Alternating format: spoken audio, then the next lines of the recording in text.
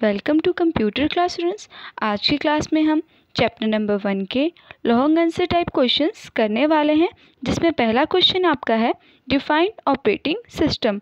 मतलब आपको operating system का अर्थ समझाना है।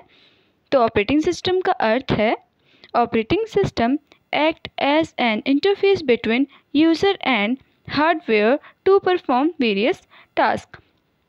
मतलब ऑपरेटिंग सिस्टम एक इंटरफेस है यूज़र और हार्डवेयर के बीच में परफॉर्म वेरियस टास्क, मतलब बहुत सारे टास्क को, बहुत सारे कार्यों को पूरा करने के लिए।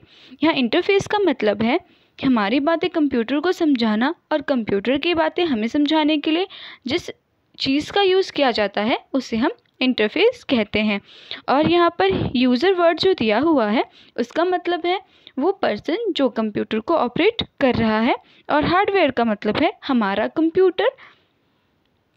उसके बाद नेक्स्ट क्वेश्चन आपके पास है question number 2, differentiate between GUI and CUI। मतलब आपको यहाँ GUI और CUI के बीच डिफरेंस बताना है। तो सबसे पहले हम GUI को एक्सप्लेन कर लेते हैं। GUI में सबसे पहला पॉइंट आपके पास है full form of GUI is graphical user interface. मतलब GUI की फुल फॉर्म है ग्राफिकल यूज़र इंटरफेस। इसके बाद इसी का ही सेकंड पॉइंट है example of GUI is Windows 7 and window 10।